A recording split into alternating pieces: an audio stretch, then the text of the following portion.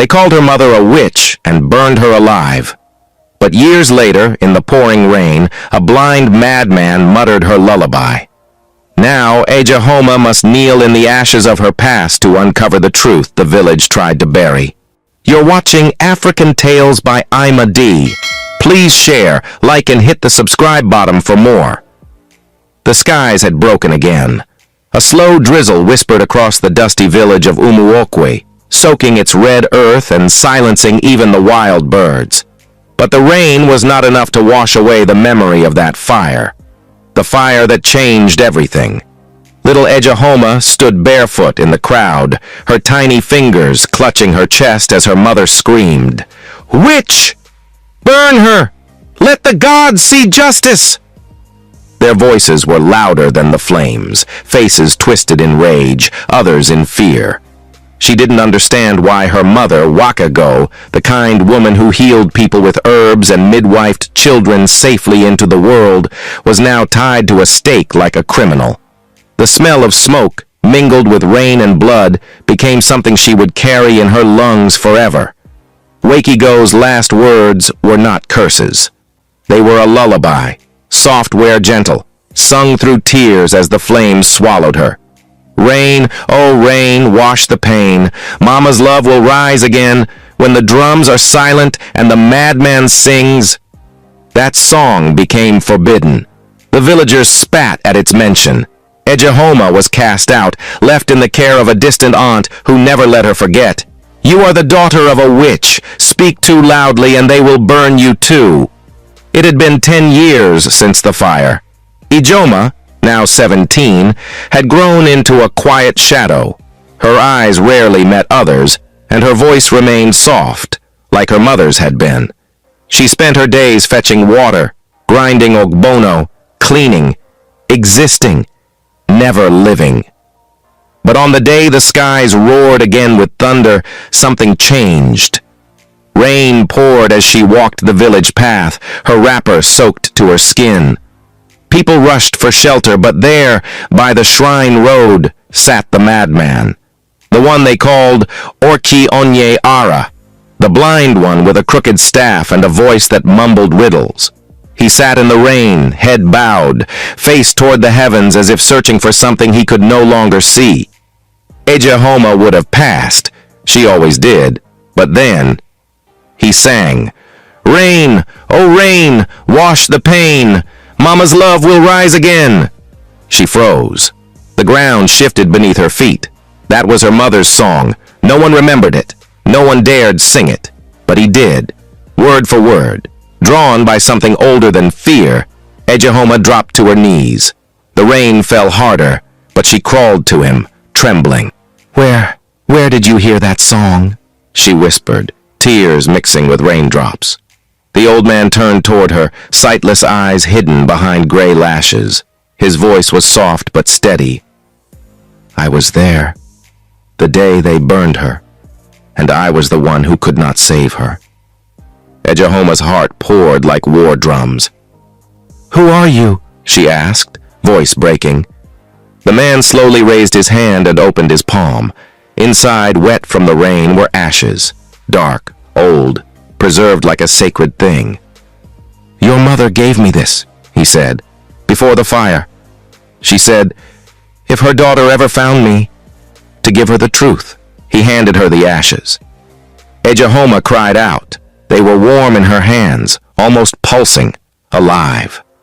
The madman began to chant names, names of elders, names of those who pointed fingers, names of those who benefited from her mother's death. He was not mad. He was cursed. Cursed to forget until the true heir of Wakigo's blood touched his hands in the rain. He was her grandfather, a once respected diviner who went silent after the trial, struck by a spiritual blindness when he failed to protect his only daughter.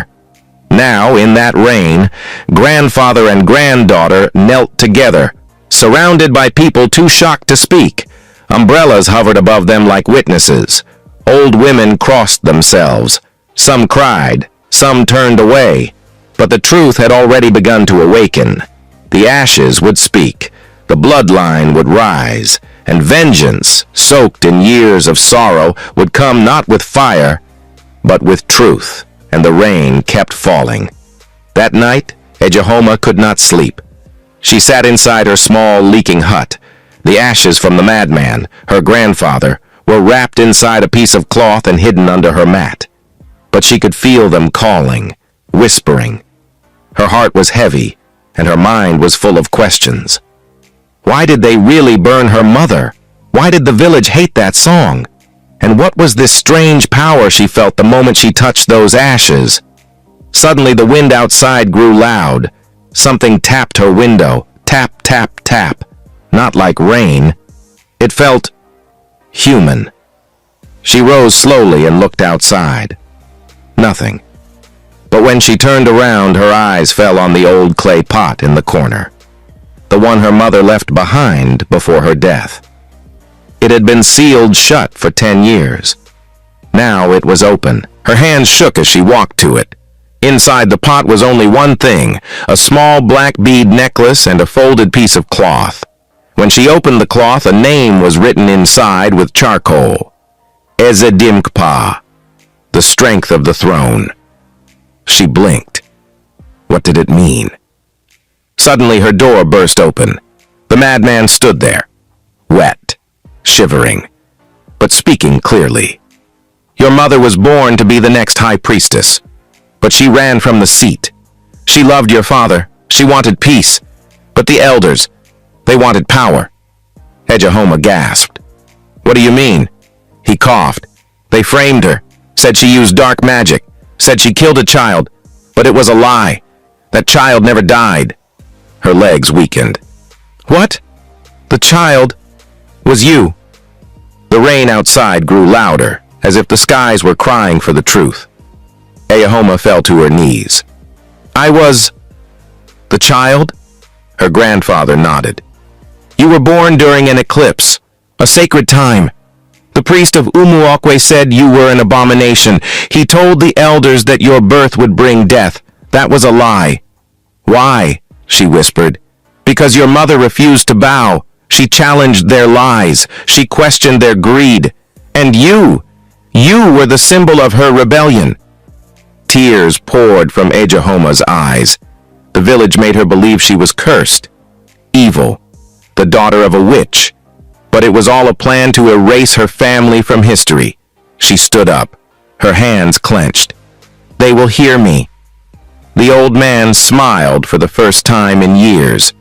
Then you must visit the sacred grounds. There, your mother hid her final message, inside the belly of the earth.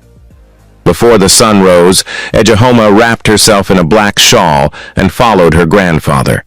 They walked barefoot through the muddy path toward the old shrine, abandoned for years, swallowed by trees and silence. Nobody came here anymore. The village feared the place. They said it was cursed. But Ejahoma felt something pull her forward, a strange strength rising inside her. They reached a small mound of earth behind the shrine. Her grandfather knelt and began to dig with his fingers. Ejahoma joined him.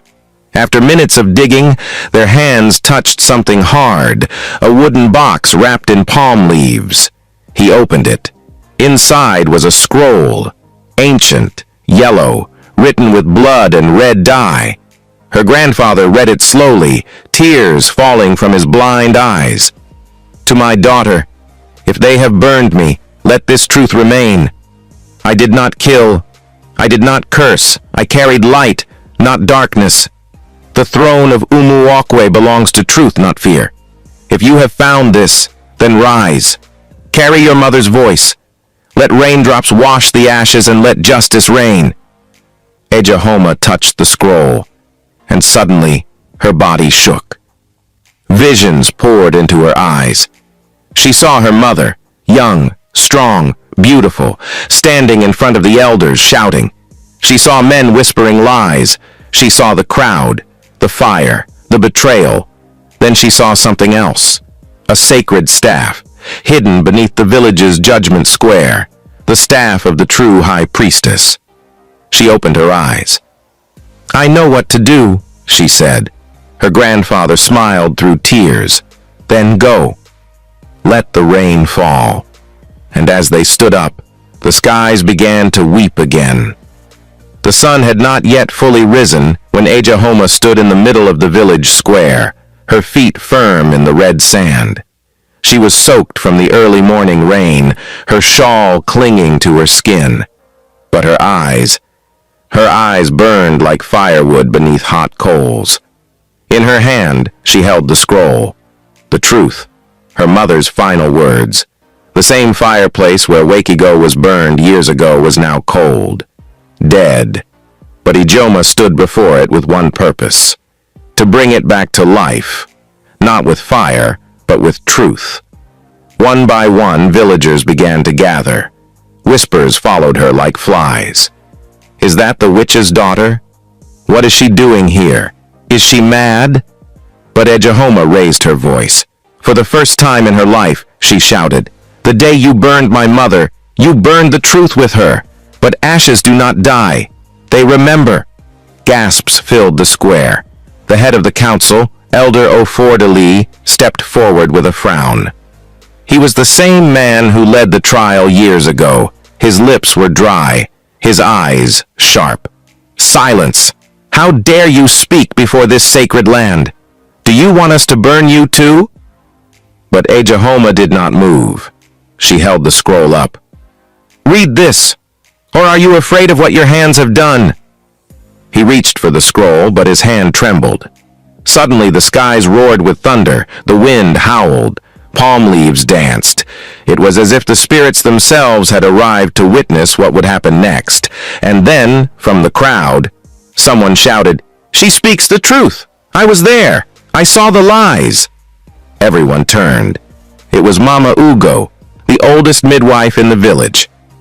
She stepped forward, crying. "Wakigo delivered my twins! She saved me! They said she killed a child, but it was a lie! The baby lived! This girl is that baby!" The village shook. Elder Ofordali's face went pale, and Ejahoma's voice rose again. "You called my mother a witch, but she was a healer, a leader, a priestess. You killed her because you feared her light." The fireplace behind her cracked open, literally cracked. The earth beneath it began to break apart, revealing a hidden chamber below. The villagers screamed, and Ejahoma stepped in. Beneath the fireplace was a narrow, dark tunnel made of clay and rock. Ejahoma crawled in, following the strange glow coming from the end. Her heart pounded, but her mother's voice echoed in her ears. "Let raindrops wash the ashes, and let justice reign." At the end of the tunnel was a small chamber lit by natural light from above. There, sitting on a stone platform, was a golden staff wrapped in palm leaves and white cloth. It had cowries on its head and a red jewel in the middle. She reached for it, and as soon as her fingers touched it, a strange wind blew around her. Visions filled her head again, her mother holding the staff, the elders hiding it underground. A secret vow to never let a woman lead the village again. She wept, not because she was afraid, but because she finally remembered everything. As she stepped out of the chamber, staff in hand, the rain began to fall again. The villagers were all waiting, quiet, scared. Some were on their knees. Even Elder Ofordali stepped back, and Ejahoma raised the staff high. "From today, the curse is broken. The truth has risen. My mother's name will no longer be remembered in shame, but in honor." Thunder struck a tree nearby. The villagers screamed and scattered, but the old ones stayed. They fell on their knees and began to chant, "Wakigo lives! The truth has come! Wakigo lives!" The village of Umuokwe had never seen a day like this. Ejahoma walked to the judgment hut, the very place where her mother had been sentenced, and stood at its entrance with the staff in her hand. Her grandfather was already waiting there, his eyes closed, praying in silence. One by one, the remaining elders were called to sit. Elder Ofordali, Elder Nana, Elder Okonkwo, all men who signed her mother's death. Their heads were bowed low. A new voice rose from the people. Let them speak. Let them tell us why they killed the truth. Ejahoma looked at them, her eyes firm. Do you have anything to say?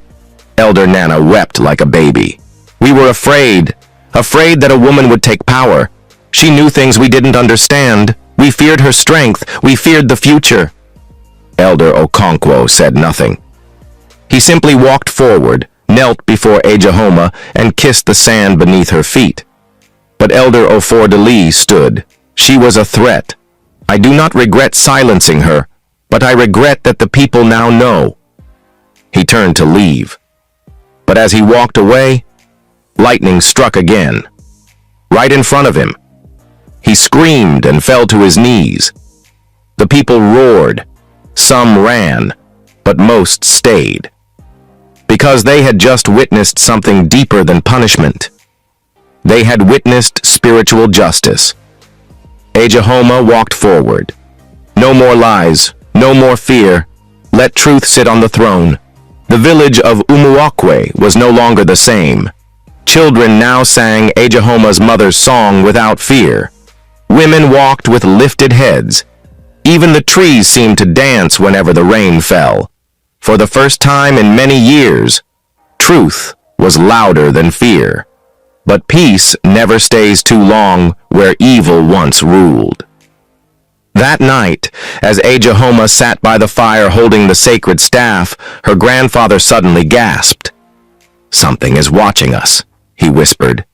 His blind eyes turned toward the forest. Ejahoma stood up. She felt it too. A strange silence had taken over the air. Even the crickets stopped singing. Then, a distant sound. Hoo, hoo. A heavy breath from the shadows. Who's there? Ejahoma called out. No answer. Suddenly the fire in front of her went out on its own, snuffed like a candle in the wind. Her skin crawled, her breath caught. The staff in her hand grew cold. Then she heard it, a voice. The ashes have woken, but the blood must sleep. She turned sharply, but no one was there. Only a single black feather, floating to the ground. The next morning, 3 chickens were found dead in the village square. No wounds, no blood, just lying there, stiff with burn marks around their eyes. The elders panicked. This is not ordinary, said Elder Okonkwo. Something is angry. They called Ejahoma. She listened quietly. Then she spoke. Something wants me to stop. Her grandfather confirmed it. Before your mother died, she told me she had a vision of a spirit trapped beneath the burning tree, a dark soul, one that fed on fear. When they burned her, the fire woke it. The villagers trembled. You mean it was never about her? Mama Ugo asked. Yes, Ejahoma said. She was a gatekeeper. Her death opened the gate. The wind howled again. Trees shook. The ground under their feet felt like it moved. Suddenly, a little boy ran into the square screaming, There's fire in the forest! Everyone followed. At the center of the sacred forest stood the ancient burning tree, once struck by lightning and left dead. Now, it was burning again, but no flames, no smoke, just red-hot cracks glowing along its bark like bleeding wounds. And beside it stood a figure in black, a tall, shadowy man with no face, only a mask of ash. He raised his hand and pointed at Ejahoma. You opened the ashes! Now burn with them! Then he disappeared. That night, Ejahoma couldn't sleep. The staff had turned black. The scroll her mother wrote was missing, and her grandfather was shaking, teeth clattering like a frightened child. I know that mask. I saw it in my dream. That is Ezuru, the spirit of unfinished fire. He was the one who whispered lies to the elders. He fed their pride. He wanted Wakigo dead. Ejahoma felt the air grow cold. But why now? She asked. Because you carried your mother's fire, he said, and he hates fire that comes from truth. Suddenly loud banging hit the door, boom, boom, boom. Ejahoma, come quickly! It was Mama Ugo out of breath. They've taken Elder Ofordili. He vanished. His compound was full of black feathers. Eohoma ran with them. When they arrived, they found the elder's walking stick in the sand, standing straight up. No one dared touch it. Then the ground began to hum. Not shake, hum, like a drum being beaten from underneath. Eohoma turned to her grandfather. "What do we do?" He looked at her with tears in his blind eyes. "You must go into the forest. You must enter the burning tree. Only the blood of Wakigo can close the gate again." "But what if I die?" He smiled weakly. "Then die with honor, not silence." Night swallowed the village again, but this time no one slept. All eyes watched as Ijoma, dressed in a white wrapper, her face painted with charcoal, stepped into the forest alone. She held the sacred staff in one hand, and her mother's bead necklace in the other. The path to the burning tree was darker than before. The trees leaned in as if listening. The wind whispered her name. "Eohoma, Eohoma, burn with me." When she reached the tree, it was alive with red light. Cracks ran through its bark like lightning. A loud heartbeat echoed from within it. Then she heard a scream, a human scream coming from inside the tree. It was Elder Ofordili. She stepped forward. Suddenly the ground opened like a mouth and swallowed her whole. She fell into darkness, a deep pit. When her body hit the floor, there was no pain, only cold and silence. But then, footsteps. A voice echoed, "Welcome, child of ashes." She turned. Ezuru stood before her, taller than a man, skin made of smoke, mask of ash, no eyes. "You brought the fire back. Now you must carry its curse." "I came to stop you," Eohoma said, her voice strong. Ezuru laughed. "I am older than your village. I was born from betrayal, fed by fear. When they burned your mother, they gave me power." Eohoma held up the staff. It glowed white. "But I carry her truth, and truth does not fear fire." Ezuru roared. The whole chamber shook. Walls cracked. Screams of the silenced, the innocent women burned as witches, echoed around them. Ghostly hands reached out from the walls. Faces twisted in pain appeared in the smoke. They were all calling for peace, for rest. Eohoma raised the staff and began to speak the sacred words from the scroll. "Rain, oh rain, wash the pain. Mama's love will rise again." Ezuru screamed, "No, you cannot sing that." But the ground around Eohoma lit up with fire, white, pure fire. The spirits of the women gathered behind her, whispering, "Finish it, Eohoma, speak the last line." She remembered it, her mother's last words. "When the drums are silent, and the madman sings, let truth sit, and fear kneel." A powerful wind blew. Ezuru stumbled. His mask cracked. Lightning struck inside the chamber. The staff in Ijioma's hand broke into two, and from it came a blinding light. Ezuru screamed one last time, "I will rise again." Then, silence. He vanished into smoke. The tree above exploded with golden light. Eohoma woke up at the foot of the tree. It was morning. The tree was no longer burning. It had bloomed, covered in white flowers that smelled like healing rain. The village gathered around her. She stood slowly, holding only the necklace now. The staff was gone, but her spirit was stronger than ever. Mama Ugo wept. She went into death and returned with peace. Her grandfather, though weak, smiled from where he sat. "You have done what even your mother could not finish. You did not run from fear. You faced it." The people bowed before her. She walked to the old judgment square, where they once burned her mother, and placed the necklace on the ground. A new shrine was built there, not for fear, but for truth. Truth may be buried under ashes, but it never dies. When lies rise, truth waits, and when a heart is brave enough to kneel in pain, it will rise with purpose. Never fear the fire. Let it reveal who you truly are. You've just watched another unforgettable tale on African Tales by Imade, where voices buried in ashes rise again to change the world. If this story touched your soul, like, share, and subscribe. Thank you so much for watching this beautiful African story. If you enjoyed this, let us know what you think in the comment section, and please don't forget to like, share and subscribe, and I will see you in the next story. Bye guys.